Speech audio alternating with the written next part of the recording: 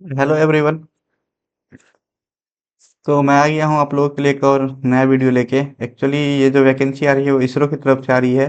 जो ये physics research laboratory है जिसको शॉर्ट में पीआरएल बोलते हैं। जो कि इसरो की एक ऑटोनमस बॉडी है, जो कि एक unit of department of space जो गवर्नमेंट ऑफ इंडिया के अंडर में आती है। इसका सेंटर जो है वो अहमदाबाद है, पीआरएल का सेंटर। तो यहाँ से वैकेंसी आई है। एक्चुअली ये वैकेंसी पहले ही आ चुकी थी और इसका जो लास्ट डेट था वो 31 ऑफ अक्टूबर ही था। लेकिन क्योंकि इसकी लास्ट डेट जो है वो एक्सटेंड की गई है 21 ऑफ नवंबर तक के लिए। तो अभी आप लोगों के पास ऑलमोस्ट 1 मंथ का और समय है, आप लोग इस फॉर्म को अप्लाई कर सकते हैं। इसलिए मैं ये वीडियो बना रहा हूँ। आइए हम लोग हर एक चीज़ डिस्कस कर लेते हैं कि इसमें एलिजिबिलिटी क्राइटेरिया क्या है और आपके लिए ये कैसे यूजफुल रहेगा। हम लोग हर एक चीज़ डिस्कस कर लेते हैं। तो देखिए, इसको हिंदी में बोलते हैं भौतिक अनुसंधान प्रयोगशाला, मीन्स फिजिक्स रिसर्च लेबोरेटरी। ये भारत सरकार की जो है वो अंतरिक्ष विभाग की यूनिट है, यानी कि इसरो की ऑटोनमस बॉडी इसको बोलते हैं। जिसमें आपकी रिक्रूटमेंट आई है पोस्ट पे टेक्निकल असिस्टेंट और टेक्नीशियन बी के पोस्ट पे। तो टेक्निकल असिस्टेंट और टेक्नीशियन बी, अब भी क्योंकि मैं भी टेक्निकल असिस्टेंट हूँ इसरो के वीएसएससी सेंटर में, विक्रम साराभाई स्पेस सेंटर, जो कि आपका तिरुवनंतपुरम में है। तो मैं यहाँ पे अभी पोस्टेड हूँ। तो मैं इस वैकेंसी के बारे में आपको काफ़ी अच्छे और डिटेल में सारी चीज़ें बता सकता हूँ। देखिए, ये पीआरएल जो है वो Chandrayaan 1, Mars orbiter mission, Chandrayaan 3, Aditya L 1, इन सब मिशन में इनका कंट्रीब्यूशन रहा है। तो ये लोग ऐसे पॉपुलैरिटी के लिए करते हैं, लिखते हैं अपना जो भी उन लोगों ने काम किया है। तो यहाँ पे देखिए आपकी वैकेंसी निकल के आ रही है टेक्निकल असिस्टेंट लेवल 7 की जो वैकेंसी है, जिसका पे स्केल 44,900 से लेके 1,82,400 तक है। यानी कि आपके स्टार्टिंग में बेसिक पे 44,000 रहने वाला है। तो इसमें देखिए आप लोग किस किस ब्रांच के लिए वैकेंसी आई है। तो civil, mechanical, electrical, computer science और इलेक्ट्रॉनिक्स, इन सब 5 पोस्ट के लिए वैकेंसीज आई है। जिसमें नंबर ऑफ वैकेंसी कितनी है वो देख लीजिए। सिविल में 2 है, मैकेनिकल में 2 है, इलेक्ट्रिकल में 2 है, कंप्यूटर साइंस में 3 है, इलेक्ट्रॉनिक्स में 1 है। तो आप लोगों को तो पता ही होगा कि अगर टेक्निकल असिस्टेंट के पोस्ट पे डिप्लोमा एलिजिबल होते हैं, तो अगर डिप्लोमा आपका सिविल में है तो आप लोग सिविल वाले में अप्लाई कर सकते हैं। अगर आपका मैकेनिकल में है तो मैकेनिकल के टेक्निकल असिस्टेंट बन सकते हैं आप पीआरएल में। और यहाँ पे डिप्लोमा आपका इलेक्ट्रिकल से होना चाहिए, इलेक्ट्रिकल वाले में। और डिप्लोमा आपका कंप्यूटर साइंस या आईटी से होना चाहिए। और यह डिप्लोमा आपका इलेक्ट्रॉनिक्स से होना चाहिए। तो ये है। और यहाँ पे एक और महत्वपूर्ण बात है कि यहाँ पे आपका सिलेक्शन प्रोसीजर जो होता है वो रिटन टेस्ट और स्किल टेस्ट दोनों होता है। तो आप लोगों को दोनों के लिए प्रिपेयर करना पड़ेगा। अगर आप लोग चाहते हैं कि मैं इसका आपका स्किल टेस्ट कैसा होगा तो मैं उसका भी एक डिटेल वीडियो बना दूंगा। तो चलिए शुरू करते हैं हम लोग। ये टेक्निकल असिस्टेंट का जो भी था वो मैंने पूरा डिटेल बता दिया। अब हम लोग टेक्नीशियन की बात करते हैं। टेक्नीशियन में देखिए आपके फिटर की वैकेंसी है, टर्नर की वैकेंसी है, मैकेनिस्ट की वैकेंसी है, इलेक्ट्रॉनिक मैकेनिक की वैकेंसी है, इलेक्ट्रीशियन की वैकेंसी है, प्लम्बर की वैकेंसी है और आरएसी की भी वैकेंसी है। कितने नंबर ऑफ पोस्ट है ये यहाँ पे सारे अपडेटेड हैं। और यहाँ पे देखिए फिटर के लिए आपका आईटीआई होना चाहिए, यानी कि जो भी टेक्निकल असिस्टेंट है उनके लिए तो डिप्लोमा होना चाहिए, लेकिन जो भी टेक्नीशियन बी के पोस्ट पे अप्लाई करेंगे उन लोगों के पास आईटीआई होना चाहिए। टेक्निकल बी जो है वो लेवल 3 की वैकेंसी है, जिसका बेसिक पे आपका 21,700 रहेगा स्टार्टिंग में। और इसमें भी आपको रिटन टेस्ट और स्किल टेस्ट होने वाला है। स्किल टेस्ट काफ़ी सिंपल होता है दोस्तों, मैं उसके बारे में भी एक सेपरेट वीडियो बनाऊंगा। आप लोग मेरे चैनल के साथ बने रहिए। इसमें देख लीजिए बता रहा है कि टेक्निकल असिस्टेंट टेक्नीशियन की जो वैकेंसी है उसमें एक पोस्ट जो है वो पीडब्ल्यूबीटी कैंडिडेट के लिए रिजर्व है और एक जो है वो एक्स सर्विस मैन के लिए रिजर्व है।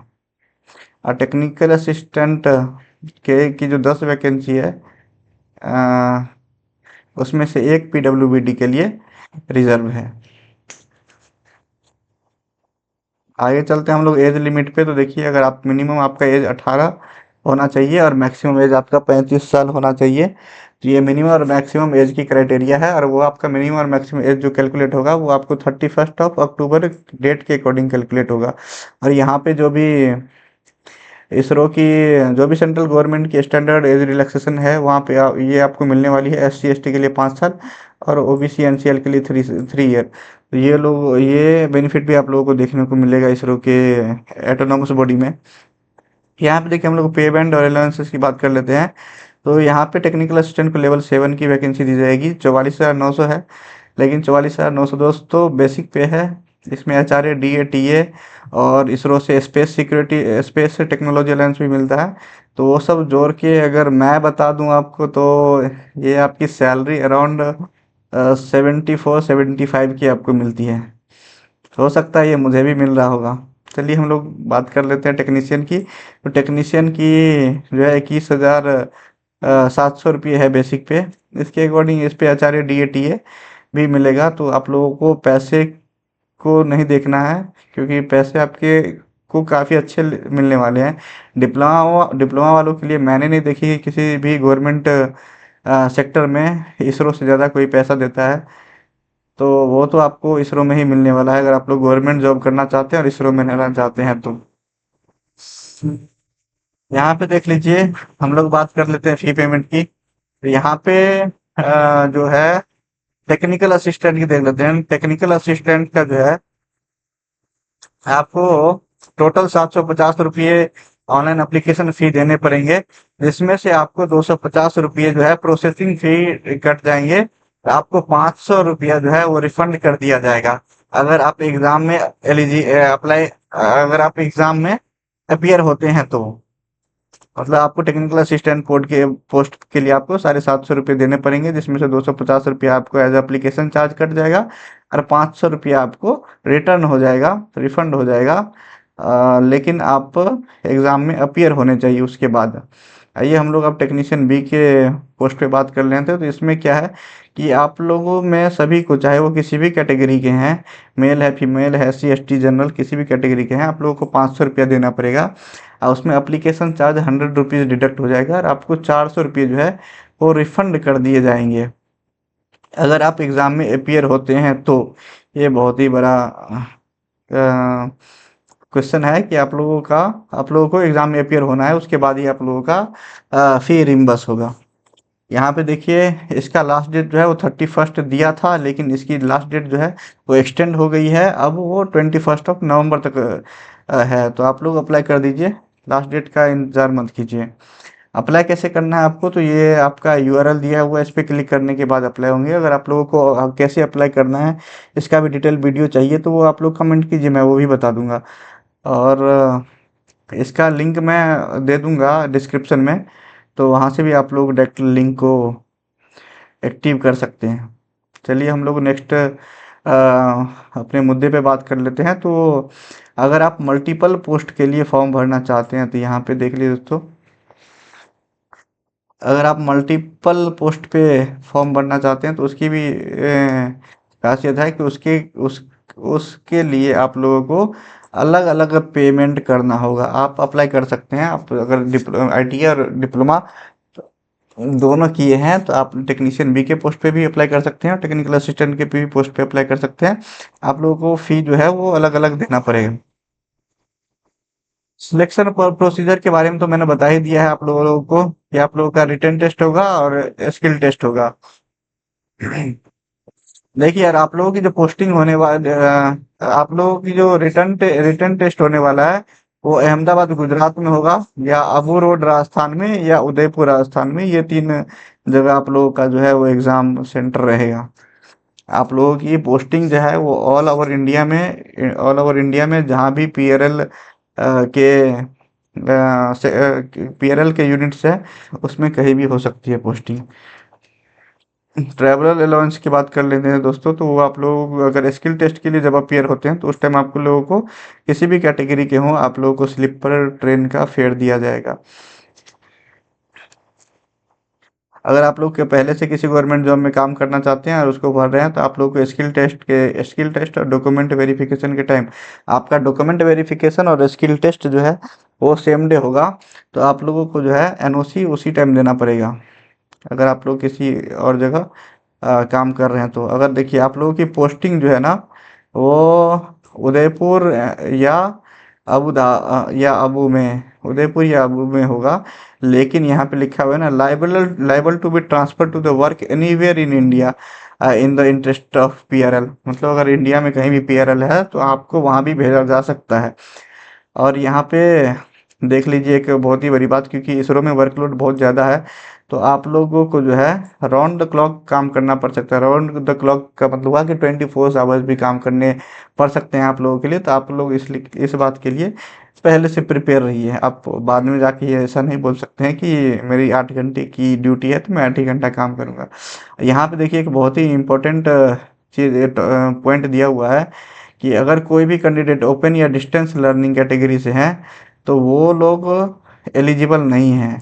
यानी कि आप लोग जो ए आई सी टी से अप्रूव्ड कॉलेज या यूनिवर्सिटी है, आप लोग उसी से बीटे एमटेक सॉरी आप लोग उसी से आईटीआई या डिप्लोमा किए होंगे, तभी आप लोग अप्लाई कर सकते हैं। अदरवाइज आप लोग अप्लाई नहीं कर सकते हैं। तो यहाँ पर देख लीजिए आप लोगों को जो है वो टेंथ के आप लोगों के डेट ऑफ बर्थ के लिए के सर्टिफिकेट के लिए टेंथ का सर्टिफिकेट आपके पास होना चाहिए। आपके पास जो भी आपका एजुकेशन क्वालिफिकेशन है उसका मार्कशीट और सर्टिफिकेट होना चाहिए। आप लोग अगर रिजर्वेशन का बेनिफिट ले रहे हैं तो आपके पास कास्ट सर्टिफिकेट होना चाहिए। उसके बाद आप लोग अगर पीडब्ल्यूडी कैटेगरी से हैं तो आप लोगों के लिए पीडब्ल्यूडी कैंडिडेट्स के लिए उसका सर्टिफिकेट होना चाहिए। और आप लोग अगर किसी एक्स सर्विसमैन है तो उसमें डिस्चार्ज सर्टिफिकेट एक मिलता है, आपके पास वो होना चाहिए। और फोटोग्राफ आपका कलर फोटोग्राफ होना चाहिए। ये सब अप्लाई करने की बातें हैं। देखिए स्टार्ट डेट तो इसका 4 अक्टूबर से ही हो गया है। लास्ट डेट इतना ही था लेकिन अब वो एक्सटेंड हो चुका है, तो इस पे आप लोगों को ध्यान नहीं देना है। 21 नवंबर आपका लास्ट डेट है। और हम लोग एग्ज़ाम के बारे में भी बात कर लेंगे कि रिटन टेस्ट में आप लोगों का क्या क्या कैसे कैसे एग्ज़ाम होगा, क्या क्या कहाँ कहाँ से क्वेश्चन पूछे जाएंगे और कितने क्वेश्चन पूछे जाएंगे। एग्जाम पैटर्न की बात कर लेते हैं दोस्तों। तो देखिए यहाँ पे आप लोगों को टेक्नीशियन बी के पोस्ट पे जो है आप लोगों को टेक्नीशियन बी और टेक्निकल असिस्टेंट दोनों के पोस्ट पे आप लोगों को देखिए टेक्निकल असिस्टेंट में 80 MCQ पूछे जाएंगे। आप लोगों को 1.5 घंटे में सॉल्व करना होगा। नेगेटिव मार्किंग 1/3 है। टेक्नीशियन बी के पोस्ट पे देख लीजिए आपको 80 MCQ 1.5 घंटे में, यानी कि दोनों का सिलेक्शन प्रोसीजर सेम है कि आप लोगों को 80 क्वेश्चन सॉल्व करने हैं 1.5 घंटे में। और उसके बाद ये जो है स्किल टेस्ट, ये आप लोगों का 100 मार्क का रहेगा, जिस जो गो और नो गो बेसिस रहेगा। मतलब ये जस्ट क्वालिफाइंग रहेगा, आपको जस्ट पास करना है। पास करने की क्राइटेरिया क्या है, तो स्किल टेस्ट में आप अगर जनरल से कैंडिडेट हैं तो आप लोगों को 50% नंबर होना चाहिए। अगर आप ओबीसी या SC ST से हैं, रिजर्व कैटेगरी से, आप लोगों को 40 मार्क्स होने चाहिए।